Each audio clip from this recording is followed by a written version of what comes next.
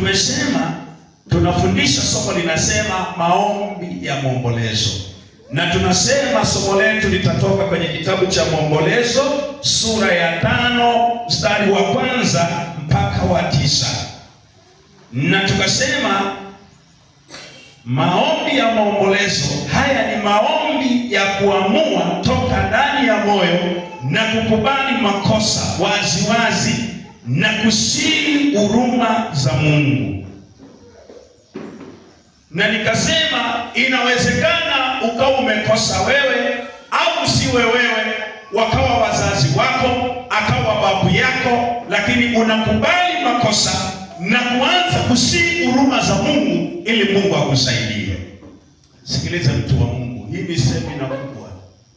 Mungu alinionyesha ramani, watu wanafunguliwa, wanaponywa, wanaondoka kwenye magonjwa. Na nitakapokuwa nafundisha utaona kuna vitu vinachomoka vinaenda na havitabaki kwenye maisha yako. Kuna watu ambao hapo wameganda, wamefika mara ni kama wamefinyiliwa, lakini sauti ya Mungu inaninenea kwamba kuna ukombozi unakuja. Kuna vitu vinaenda kuondoka kupitia hii semina. Nisikilize, unifuatishe tu kwa namna moja ama nyingine kwa kunisikiliza kile ninachokufundisha. Na kabla hatujasoma haya maandiko, kitabu cha Maombolezo kimeandikwa na mtumishi wa Mungu aliyekuwa nabii Yeremia. Alikiandika akirejelea au akisihi neema ya Mungu na kuonyesha Yerusalemu ambayo imebaki peke, haina kitu, baada ya kukataa neema ya Mungu iliyokuwa bora, wakaamua kufanya yaliyo makosa. Sasa anarudi kuionyesha Yerusalemu kwamba ni mahali ambapo palikuwa pa heshima, lakini heshima ya Mungu imeondoka. Na anafananisha tu na mapango ambayo sasa mbweha wanakaa ndani yake bila watu. Manake Yerusalemu imebaki ukiwa baada ya kukataa neno la Mungu. Sasa Yeremia anajutia, anawaambia binti Sayuni wajivike nguo za majunia, waomboleze kwa ajili ya Yerusalemu iliyokuwa imebaki haina kitu. Ndugu zangu, nataka niongee na ninyi leo. Naomba uende pamoja nami. Kuna jambo ambalo Mungu anahitaji kusema na wewe. Naomba tusome maandiko kutoka kwenye kitabu cha Maombolezo sura ya 5 mstari wa 1 hadi mstari wa 9. Amen. Biblia inasemaje? Bwana, kumbuka iliyotupata, utazame na kuiona. Urithi wetu umegeuka kuwa mali ya wageni na nyumba zetu kuwa mali ya makafiri. Tumekuwa yatima waliofiwa na mama zao kama wajane. Tumekunywa maji yetu kwa fedha, kuni zetu twauziwa. Watufuatiao wa juu ya shingo zetu. Tumechoka tusipate raha yoyote. Wamisri mkono na Waashuru nao ili tushibe chakula. Baba zetu walitenda dhambi hata hawako, na sisi tumeyachukua maovu yao. Watumwa hakuna mtu wa kutuokoa na mikono yao. Mstari wa 9 na wa mwisho. Twapata chakula kwa kujihatarisha nafsi zetu kwa sababu ya upanga wa nyikani. Wewe ni mwema, nena na mioyo ya watoto wako. Sauti yako ikawe kila kitu kwao. Fungua masikio ya roho ya ndani wapate kujua. Hii ni wiki yetu. Tunatamani kukuona kwa viwango vikubwa.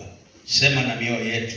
Wakati mwingine tumekata tamaa, tumechoka, tumevunjika moyo kwa ajili ya yale tunayoyapata kwenye maisha yetu sisi na watoto wetu. Naomba neema yako ikatuzukie, pendo lako likakae ndani yetu kwa neema na rehema zako, katika jina la Yesu. Amen. Bwana Yesu asifiwe. Ninaona huruma na ninaona shaomba kuhurumiwa. Naomba rehema. Neno la Mungu kama lilivyosomwa na mtumishi wa Mungu kwamba Bwana, kumbuka yaliyotupata, utazame na kuiona aibu yetu. Naanzia hapo. Nisikilize. Kwenye maisha yako ambayo unaishi leo, kuna vitu vinatokea na hata hauvielewi. Kuna vitu kwenye maisha yako vinatokea hata uvielewe. Haikuwa siri yako kuishi unapoishi leo. Kuna vitu ambavyo vinatokea hata wewe unashangaa, hivi vimetokeaje? Na hivi vitu vinavyotokea kwenye maisha yako vina chanzo, na wewe unashindwa kuelewa. Kila wakati unajaribu kulalamika, lakini nataka nikwambie liko jambo ambalo liliwahi kufanyika. Pengine sio kwako, lakini pengine limesababishwa na watoto uliowazaa wewe mwenyewe, lakini pengine limesababishwa na ukoo uliotoka, vizazi vilivyopita vimesababisha aibu ulionayo leo. Mtumishi wa Mungu anapoongea hapa, Yeremia anaandika kwa habari ya aibu iliyotokea zamani. Ndugu zangu, hakuna mtu anayependa aibu, kila mtu anapenda heshima. Kuna watu ambao walipaswa wawe kwenye ndoa zao, leo hawako kwenye ndoa zao. Ukiwauliza, kuna mambo yalitokea hapo katikati, na kuna wengine walikuwa na kazi zao nzuri, leo hawana hizo kazi. Wengine walikuwa wanasoma vizuri, wanaendelea na wana elimu nzuri, lakini hawakufika walikokuwa wanaenda. Unafikiri ni kwa nini? Wameambulia aibu kwenye maisha yao, hawakutaka iwe hivi. Yeremia anasema urithi wetu umegeuka kuwa mali ya wageni, na nyumba zetu kuwa mali ya makafiri. Maana yake anazungumza, walikuwa na urithi ambao wamepewa na Mungu mwenyewe, lakini wamefika mahala urithi waliopewa wageni wameuchukua.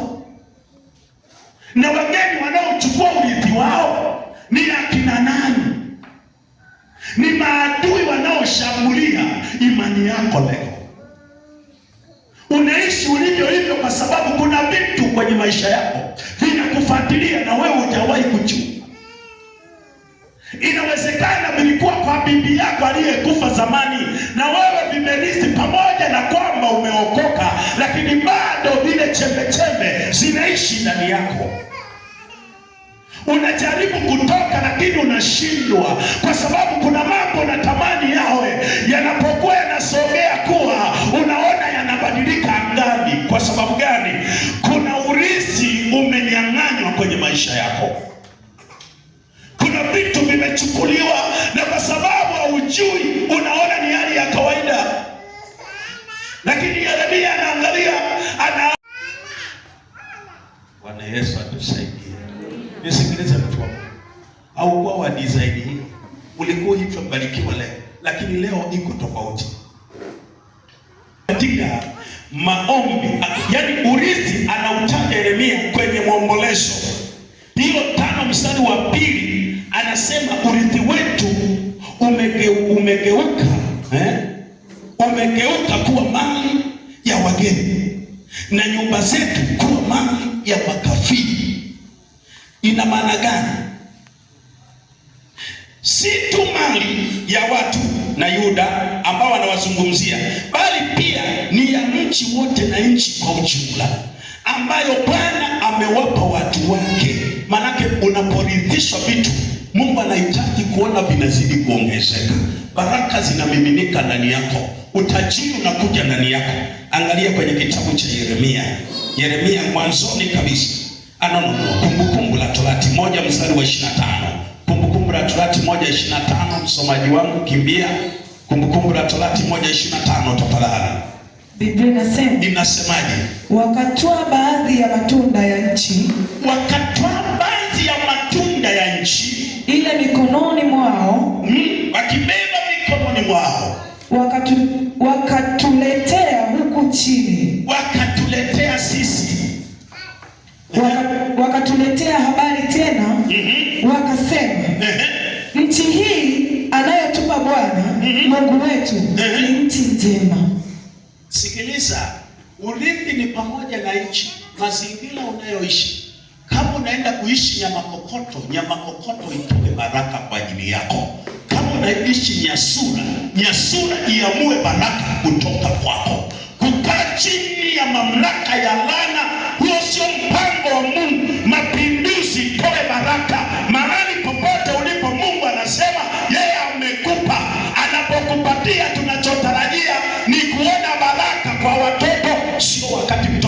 yuko hospitali, kesho kutwa huyu ameugua, yule yuko hivi. Ukipata pesa inaenda huko, maana yani mshahara unapopatikana matatizo yanaongezeka.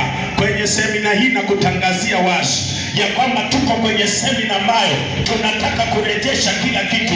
Kwa maombi ya maombolezo kuna vitu vitaenda kutokea, heshima yetu ikarejee. Amen. Alo, tumepewa na Mungu, nchi hii ni njema. Kwenye biashara yako, mahali unapoenda ni mahali sahihi. Mungu ataiongeza biashara yako. Wakati wanakuambia hapa wateja hawajaji, Mungu ukikaa kwenye nafasi yake atawaamuru wateja watakuja kwenye hilo eneo na baraka zitaanza kuonekana, kwa sababu anayeamuru baraka ni Mungu. Lazima vitu hivi vibadilike kwenye maisha yetu na Mungu apate kuinuliwa. Bwana Yesu asifiwe. Nipungie mkono hewani namna hii. Nisikilize mtu wa Mungu. Mungu anachotarajia kukiona ni kile ambacho mahala popote unapoishi ziko baraka za Mungu mahali hapo.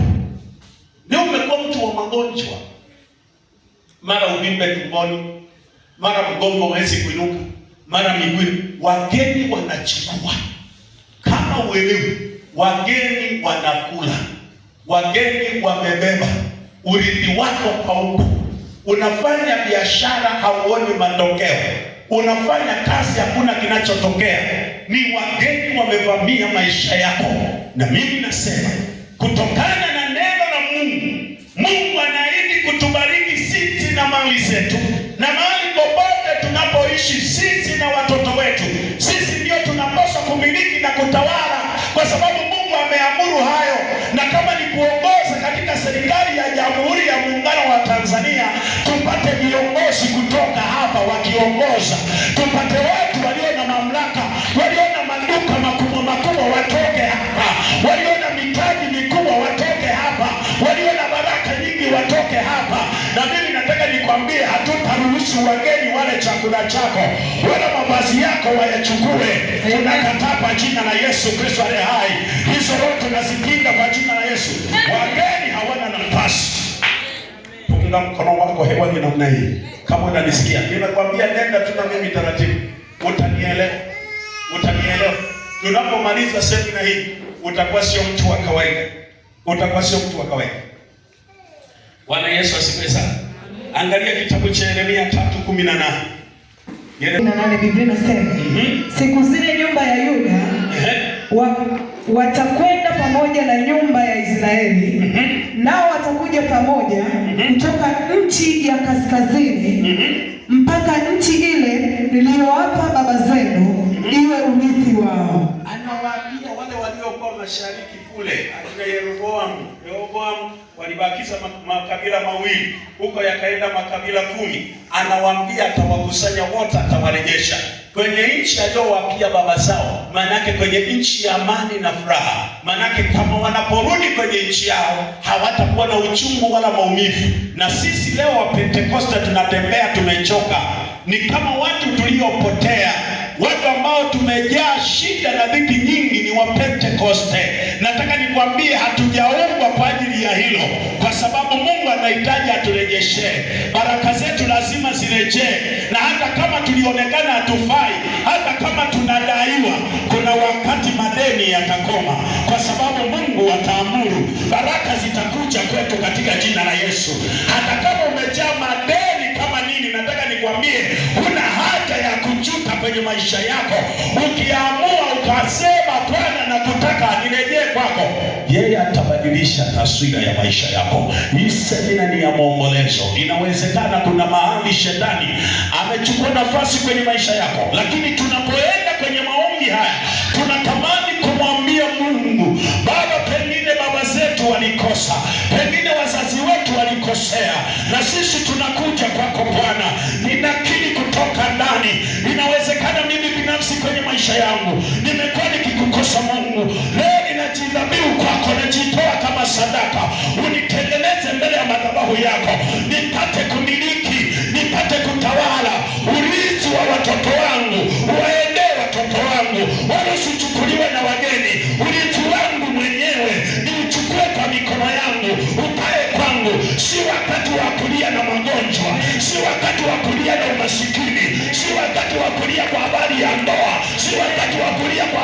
chochote.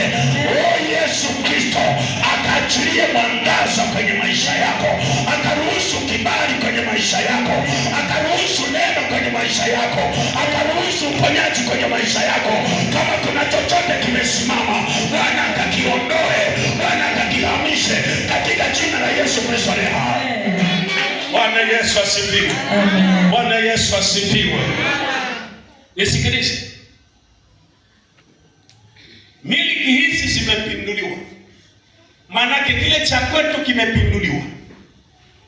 Na kilipopinduliwa, wageni wamechukua. Sisi tumebaki bila kitu. Tumebaki omba. Kwenye ibada tukiingia ni wadhaifu. Hata maombi yetu ni wadhaifu. Hata kuomboleza hatuwezi. Kwa sababu gani? Tumetekwa kile eneo. Tumepigwa rohoni, tumepigwa mwilini. Kiroho hatuko sawa na kimwili hatuko sawa. Tukiingia kwenye maombi tunaanza kupiga miayo. Lakini nataka nikwambie, kama tukiteka hivi vyote, tukiingia rohoni, utaona kuna chemichemi ya uwepo wa Bwana. Utakuna bubujika kama moto. Unapoingia kwenye maombi, utaona connection za kiroho, Mungu akishughulika na mahitaji yako. Jioni ya leo tunaenda kurudisha kitu ambacho wageni wamechukua, tunarejesha kwa jina la Yesu. Havitaibiwa na wageni tena. Amen. Bwana Yesu asifiwe. Yeremia anaomboleza kwa habari ya Babeli. Watu wamewapeleka uhamisho. Nchi imebaki ukiwa, hamna kila kitu. Kuna matatizo, wanalia, hakuna aliye na furaha hata mmoja. Wote wamejawa na simanzi, maumivu na uchungu yanatokea magumu sana kwenye maisha yako. Na unatamani angalau kuyasoma, lakini unapojaribu unafika mahali unashindwa. Jambo lingine, usifanye mapatano na wachawi ama waganga au marafiki. Usifanye mapatano na wachawi au waganga au marafiki, ukafanya mapatano na wao kwa lengo la kukusaidia. Na kuna watu leo wako hapa, nguvu yao kubwa, wana watu wanaowategemea. Unaweza ukamtegemea shangazi yako, unaweza ukamtegemea mtu yeyote kwenye maisha yako na sikusaidie. Kwa hiyo ukitaka kufaulu kwenye maisha yako, acha kutegemea wanadamu, mtegemee Mungu. Mungu atakupa wanadamu sahihi watakao kushika mkono kukufikisha mahali unapotaka kwenda. Usiwategemee watu. Watu wanafika mahali, mama mchungaji, wanachoka. Ukiwategemea wanadamu, hutafika kule unaenda. Nikawa naongea na mama mwingine. Huyo mama alikuwa na changamoto. Lakini nilipokuwa naongea naye nikagundua hivi. Yeye anatumia mwili wake kujipatia kipato. Nikamhurumia, ni mama mzuri. Nikamwambia, sikiliza mama yangu, kwenye ulimwengu huu hautaishi kwa kutegemea wanaume. Ili upate gauni mwanaume akushonee, halafu aenda akajue mali yako ni jinsi ulivyo, hali yako, hiyo ni mbaya. Nikamwambia, kwenye maisha haya huwezi kuishi maisha namna hiyo ukafika kule unakoenda. Unajua ni kwa nini? Nikamwambia, kuna siku kama Jumapili nilikuwa nawaambia jana, kuna wakati mwili wako utachuja. Wakati wanaume wameondoka, nani atakusaidia? Lazima ufike mahala utambue thamani yako na utengeneze, uangalie nani naye mtegemea kwenye maisha yako. Usianze kuwategemea watu. Watu wana mipaka, watu wanachoka, watu wanaweza kukudhalilisha wewe, lakini Mungu wetu hawezi kukudhalilisha, maana yeye ni Baba, ana upendo. Ukimtegemea Mungu atakupa watu watakao kusaidia. Mungu hashuki kutoka mbinguni kuwasaidia watu hivi hivi, anawatumia watu walioko duniani kuamuru kukufanyia wewe. Usifike mahali ukapoteza mwelekeo wako na imani kubwa ulioibeba na urithi wa thamani na heshima, ukaipata aibu ambayo anaizungumza mtumishi wa Mungu Yeremia. Tumepata aibu. Aibu itakupata endapo utaanza kuwategemea wanadamu. Wanadamu wana upendo wa majira, lakini wanadamu wana maumivu pia. Wanaweza kukupatia, watakusaidia, lakini nyuma yake watabaki na masimango. Ukimtegemea Mungu, atakupa watu watakao kusaidia, hata kama ni wanadamu hawatakusimanga, maana Mungu amewaamuru. Sio watu wananisikia? Sikiliza. Wao wakafanya mapatano na wakina nani? Wa Misri. Mungu hakupenda. Mungu anapenda aone kila mshirika anayemwamini Yesu aanze kumtegemea yeye. Leo sina chakula, nitapata wapi chakula? Usipite mitaani, unajua nani nitaenda kusema naye, angalau anipe hata shilingi 1000. Angalau anipe shilingi 5000, maisha yaendelee. Hapana, mtegemee Mungu. Kana Mungu hatakuacha. Hautapotea kwenye maisha yako. Aibu yako haitaonekana. Mungu atakufunika aibu yako. Hata kuacha ufe. Yeye atashuka, atakusaidia. Katikati ya magumu atajitokeza. Wewe ni wa baraka kwa Bwana. Hawezi kukuacha uangamie kwa sababu ya matatizo ya ulimwengu. Mungu atatuma watu kwa ajili yako, wakushike mkono, wakufikisha mahali unataka kwenda, na hakuna atakayezuia. Fanya mapatano na Wamisri ili wapate chakula. Yaani wakafanya mapatano na Wamisri ili wapate chakula, jambo ambalo Mungu hakukubaliana nalo. Mungu hahitaji kusaidiwa, anataka umtegemee yeye. Na tuko hapa wengi kwenye biashara zetu, tuna bidhaa tunaweka. Kanisani tunakuja, lakini kwenye biashara kuna dawa tunaweka kwa ajili ya kuvuta wateja. Tuna madawa tunayaweka kwenye biashara zetu, na ndio maana leo hatuoni matokeo kwenye maisha yetu. Nimekwambia semina hii ukilisikia, tunaenda kumaliza, umekuwa mtu wa tofauti na utaanza kuona baraka kwenye maisha yako. Kuna dawa unaweka kwenye biashara, na hata kwenye nyumba unayoishi kuna sindiko umeshaweka. Kanisani unakuja, lakini una sindiko.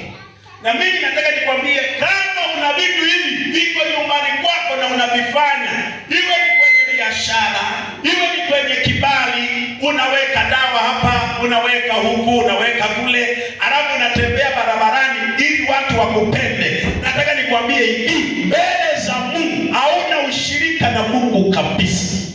Mungu ameshakuacha. Mungu hasaidiwi. Yeye anajitosheleza.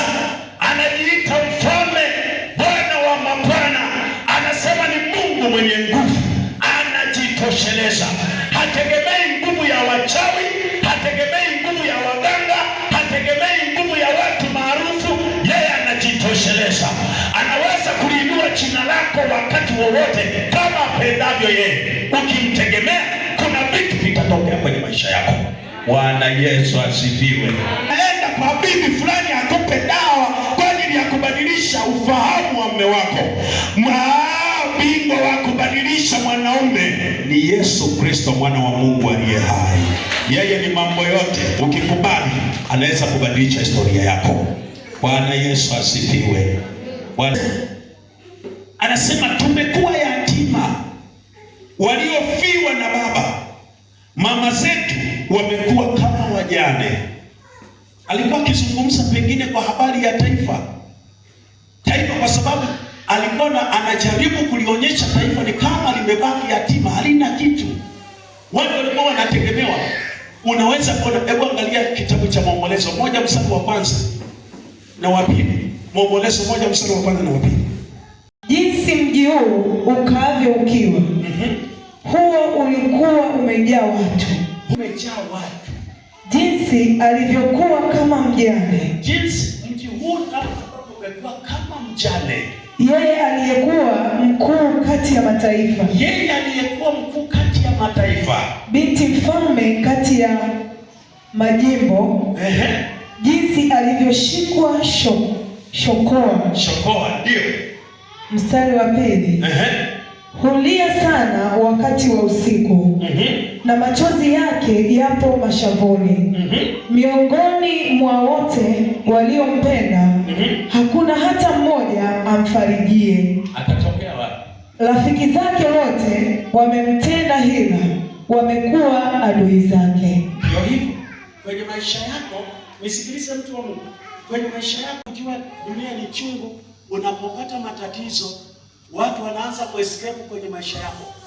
Watu ambao ulikuwa wategemea wakati mlikuwa unaponda nao raha, wengi wao wataondoka kwako. Kwa sababu gani? Umebaki hauna kitu. Watu wanapenda vitu na wanatumia vitu.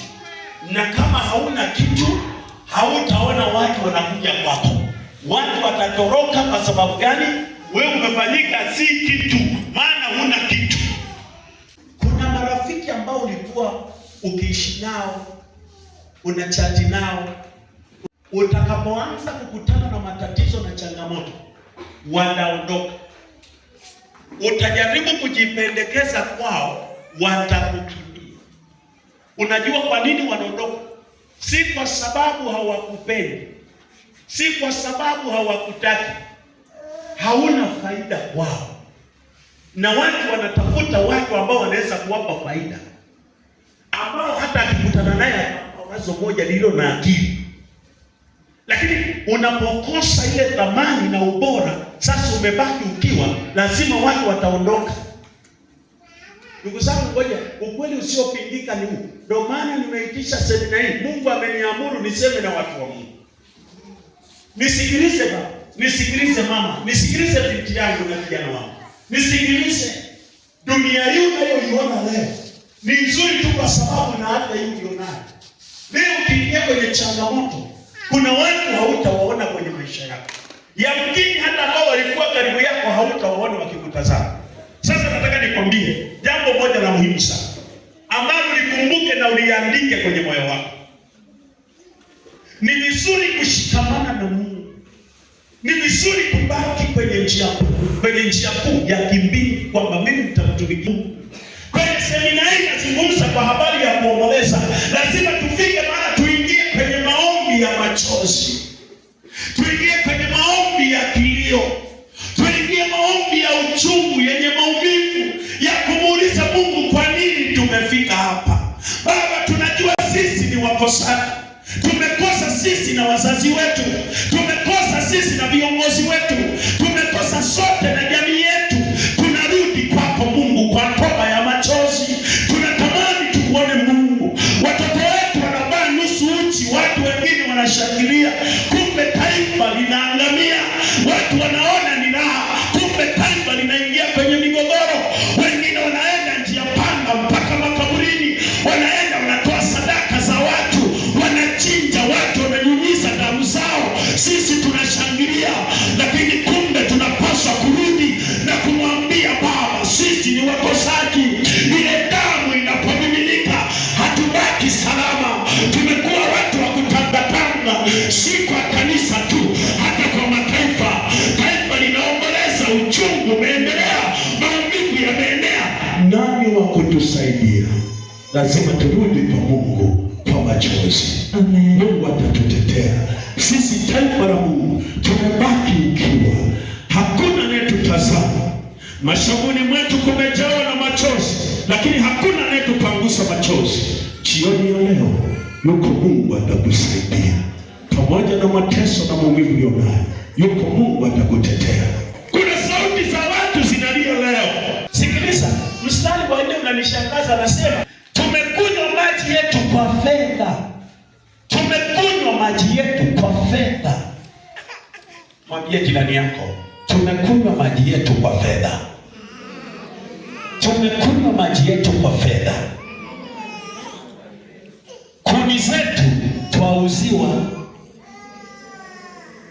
Yaani maji tunayokunywa tunatozwa fedha. Maji yaliyokuwa halali yetu leo tunalipishwa, tunalipa kodi kwa mali yetu wenyewe. Tumekuwa watu wa kuhangaika, lakini kuni zetu tunauziwa. Kuni iliyo mali yetu tunauziwa. Shetani anapomkamata mtu hana huruma. Atakufanya chochote kitu. Ataharibu sifa ya watoto wako, ataharibu ndoa yako, ataharibu familia, ataharibu hata kama umepewa kusimamia kampuni.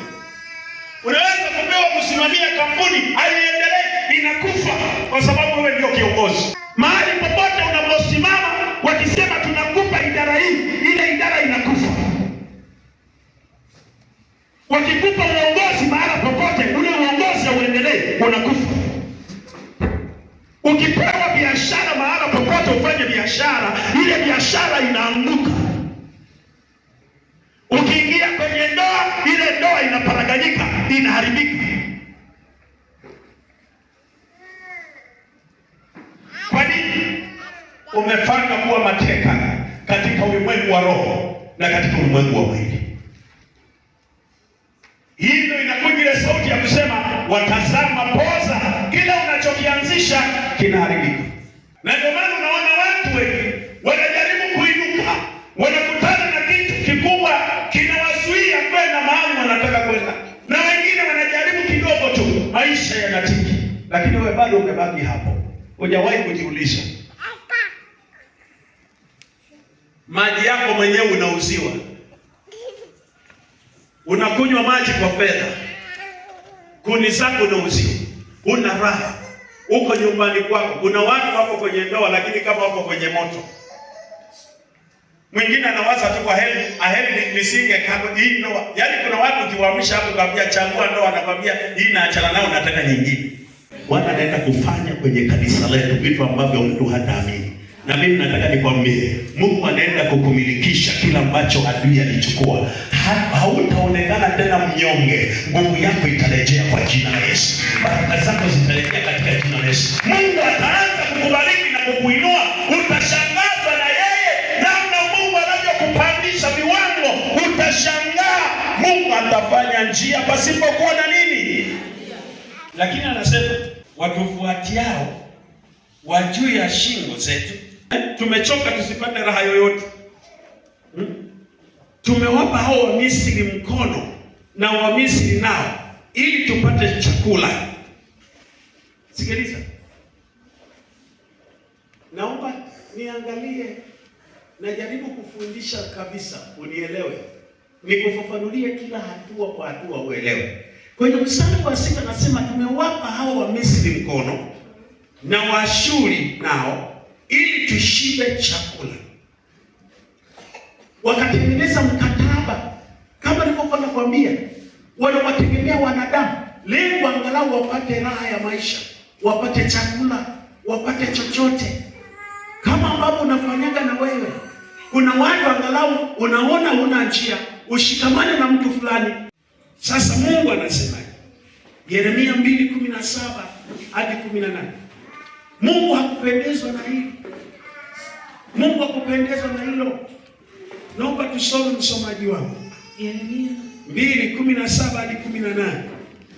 Mtasoma. Ndio. Biblia inasema, Je, hukujipatia mambo haya mwenyewe kwa kuwa umemwacha Bwana Mungu wako tarudia. Hukujipatia mambo haya mwenyewe kwa kuwa umemwacha Bwana Mungu wako alipokuongoza njiani? Na sasa una nini utakayotenda katika njia uiendayo Misri? Kunywa maji ya Shihori? Au una nini utakayotenda katika njia uiendayo Ashuru? Kunywa maji ya ule mto? Mungu anamuuliza maswali, maana anaona mshikamano waliofanya na Misri hautokani na Mungu. Mungu anataka washikamane yeye na Mungu, sio kutafuta mataifa mengine kuomba msaada. Soma mstari wa 36 na 37. Soma 36 na 37. 36 nasema, mbona unatangatanga hivi? Upate kugeuzwa mwenendo wako? Utaona haya kwa ajili ya Misri, kama ulivyoona haya kwa ajili ya Ashuru. Hata kwake pia utatoka na mikono yako juu ya kichwa chako, kwa maana Bwana amewakataa uliowakimbilia, wala hutafanikiwa katika hao. Ndugu zangu, kuna vitu nataka sijui nivielezeje ili unielewe. Ninatamani twende pamoja. Mungu anauliza, mbona unatangatanga hivi? Upate kugeuza mwenendo wako au ugeuze mwendo wako? Utaona haya kwa ajili ya Misri pia, kama ulivyoona haya kwa ajili ya Ashuru.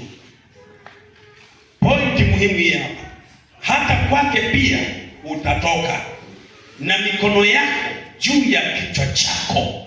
Akikwambia mikono yako juu ya kichwa chako, maana yake ni kilio. Utatoka umeaibika, utatoka umehuzunika, utatoka unaomboleza, utatoka na maumivu, utatoka na uchungu. Fedheha zitakuwa juu yako.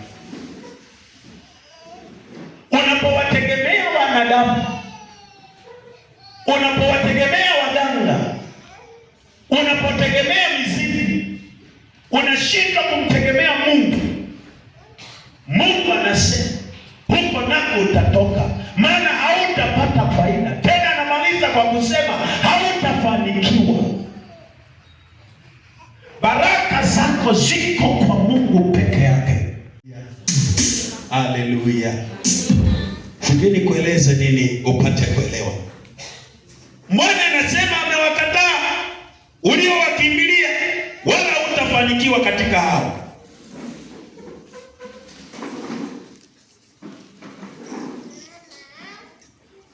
Marafiki unaowategemea wakusaidia, hautafanikiwa kwao. Ndugu na jamaa unaoona ni bora, hautafanikiwa kwao. Kuna vitu utavisaka lakini havitatokea. Lakini kwa nguvu ya maombi ambayo tunaenda kuomba leo, lazima ufanikiwe katika jina la Yesu. Kuna vitu lazima ufanikiwe katika jina la Yesu. Hata kama mikono yako watu wanapokuona ukishika fedha zinatawanyika, utaanza kumiliki katika jina la Yesu, na hakuna atakayezuia. Kuna laana zingine zimekuja kwa sababu ndugu zetu walifanya hayo. Hebu nisomee mstari wa 7 kitabu cha Maombolezo tuliposoma. Naomba nisomee mstari wa 7, 5:7. Tasoma. Naam. Maombolezo 5:7, Biblia inasema, naam, baba zetu walitenda dhambi. Sikiliza baba, ndo mstari muhimu unaotuonyesha hawa baba zetu ndio waliofanya mkataba na Wamisri, wakafanya na mambo mengine yasiyofaa. Hao ndio wanatufikisha leo sisi tunateseka. Baba zetu walitenda dhambi. Baba zetu walitenda dhambi. Hata hawako. Na sisi tumeyachukua maovu yao. Usidanganyike mpendwa, kuna mambo yanatendwa na jamii zetu yanatuathiri kwenye maisha yetu. Kuna vitu ambavyo vilitendwa zamani leo zinashughulika kwenye maisha yetu. Ni kweli tunasema Yesu alimaliza yote msalabani. Kama umefanya toba inawezekana. Lakini kama kushughulikia hizi roho zina tabia ya kujirudia tena. Na ndio maana kuna Wahindi wanaamini kwamba mtu anapokufa atakuja kuzaliwa baadaye. Yaani anatokea yule kama aliyekufa. Hawaamini kwamba kuna kufa, manake wanaamini hawajajua tu wokovu. Ni kweli mizimu ipo inafuatilia, na laana zipo zinafuatilia. Na ndio maana unaweza ukazaa katoto kakaja kakawa na tabia, unashangaa nini kwenu hakuna mchawi na mjawahi kuroga. Lakini katoto kadogo kana miaka 10, 9, 8 hapo, usiku kanatoka, au unashangaa kanatembelea matako, unashangaa kanainua miguu hivi, kanafanya hivi. Unaanza kujiuliza ni nini? Ni nguvu ambayo inaenda kuvamia. Baba zetu walifanya, lakini huwezi natafuta gap mahala gani tunaweza kuingia tukakaa. Lakini jioni ya leo tunaenda kufanya maombi ya maombolezo, kudai haki zetu katika ulimwengu wa roho na kurejesha chochote ambacho shetani alijaribu kuchukua, akatuachilia aibu kwenye maisha yetu. Aibu haitakaa kwetu leo. Leo tunaenda kukataa kwa jina la Yesu Kristo aliye hai. Na kama kuna nguvu ambayo shetani alifanya manuizo kwa juhudi zote, na tambiko zikafanyika, na ibada zikatolewa, na sadaka kwenye makaburi zikaenda zikatolewa, na wakasema maneno, na zile roho zinatufuatilia leo, tunakataa kwa jina la Yesu. Tunavunja madhabahu, tunazikataa kwa jina la Yesu. Hizo roho hazitakaa kwetu. Sisi tumefungwa tutawale na tumiliki katika jina la Yesu. Tumepewa kutawala. Umepewa kutawala. Umepewa kutawala na Bwana. Bwana Yesu asifiwe. Ukae kwenye ndoa yako kwa raha. Unashangaa kwenye familia yetu, wengine watu walikuwa waoleki, hawakai kwenye ndoa. Na wewe sasa umeolewa tu, ndoa inaenda kuparaganyika. Unaona ni hali ya kawaida. Ile ni roho kamili inatenda kazi. Baba zetu walitenda dhambi, nasi kwa makosa yao leo tunapitia. Kuna vitu tunapitia vilitendwa zamani. Kila dhambi iliyofanywa kwa siri itafunuliwa wazi.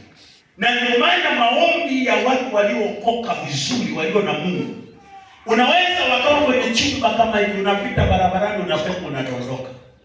Kwa sababu gani? Harufu ya nguvu ya Roho Mtakatifu huwa inapenya kama moto. Na ndio maana siku moja kina Petro wakiwa wanaomba tu, walichoshangazwa nacho watu wanashangaa, waliopita wakasema, jamani, watu hao wamelewa.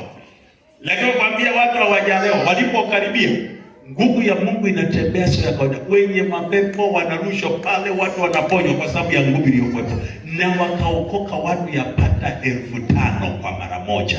Hiyo nguvu ilikuwa ya kawaida? Ilikuwa ni sumaku iliyo na nguvu isiyo ya kawaida. Nataka nikwambie, ni kweli unaweza ukawepo kanisani lakini machozi yako yasitoke. Inawezekana. Kwa sababu hujawahi kukutana na nguvu za Mungu. Waliokutana na nguvu za Mungu hawakubaki jinsi walivyo, mpaka wananyamazishwa. Naambiwa nyamaza, anasema ni nyamaze namna gani? Wakati nasikia raha, nina mzigo ndani ya moyo wangu. Unaweza ukasema anajifanya, kumbe amekutana na Mungu ana kwa ana. Na wanapotoka hapa sio watu wa kawaida uliowazoea. Lakini tumesema maombi ya maombolezo lazima ukiri makosa hadharani. Fungua kitabu cha Zaburi 139 mstari wa kwanza hadi 16. Biblia inasema, alafu utaruka usome 23 hadi 24. Bwana umenichunguza. Bwana umenichunguza na kunijua. Wewe wajua kuketi kwangu. Wewe unajua vile ninavyokaa na kuondoka kwangu, na vile ninapotoka mienendo yangu natembea. Umelifahamu wazo langu. Unafahamu yale ninayofikiri moyoni. Tokea mbali. Toka mbali unajua. Umepepeta kwenda kwangu. Umepepeta kwenda kwangu. Na kulala kwangu. Na kulala kwangu. Umeelewa na njia zangu zote. Umezielewa njia zangu zote. Maana hamna neno ulimini mwangu usilolijua kabisa. Bwana, ndio umenizingira nyuma na mbele. Ukaniwekea mkono wako. Maarifa haya ni ajabu. Yanishinda mimi. Hayadirikiki. Siwezi kuyafikia. Niende wapi? Ndio. Nijiepushe na roho yako? Naam. Niende wapi niukimbie uso wako? Kama ningepanda mbinguni, wewe uko. Ningefanya kuzimu kitanda changu, kama ningefanya kuzimu iwe kitanda changu, wewe uko. Wewe vile uko. Ningezitwaa mbawa za asubuhi na kukaa pande za mwisho za bahari.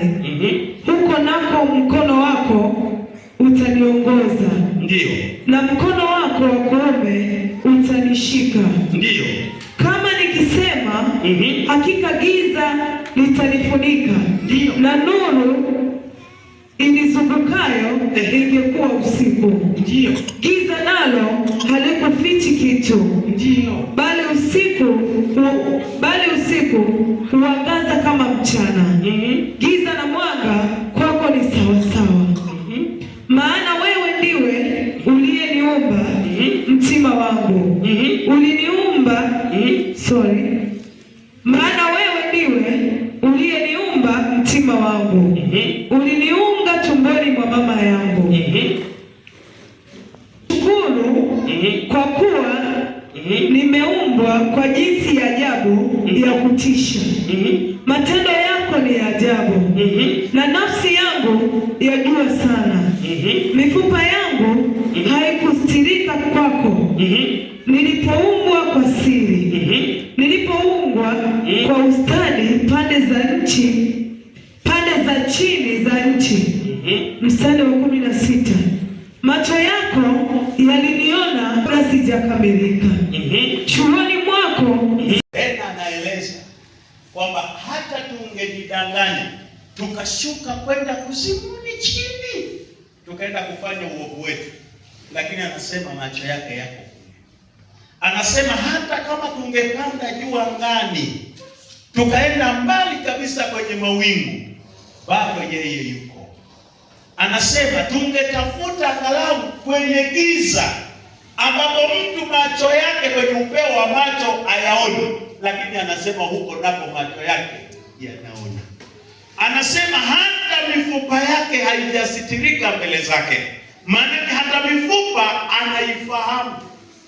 Kwa hiyo yeye anaposema uone kama ndani ya moyo wangu kuna majuto, kuna siri, kuna kitu ambacho kiko kinyume, naomba unisaidie Mungu. Manaka anakiri makosa yake, anamwambia mimi ni mkosaji. Chunguza kama kuna jambo liko, chunguza. Jioni ya leo tunapoenda kwenye maombi haya, ninatamani sasa, haiwezekani leo tuwe watu wa kutukana na watu. Haiwezekani eti maadui wao wanacheka, sisi tunalia kando ya nyumba zetu. Hapana. Hii wiki tunataka tuwaambie maadui tumetambua siri ambayo shetani alikuwa ametuficha. Bwana ametuonyesha. Hii wiki ni wiki yako. Tumeanza maombi leo, lakini kufika Jumapili anga la mapinduzi litabadilika, lakini anga la familia unalotoka, kwenye biashara, kwenye ndoa yako, kuna vitu vinaanza kwenda kubadilika. Kwenye afya, Mungu anaenda kuponya kwa jina la Yesu. Mungu anaenda kukuponya kwa jina la Yesu.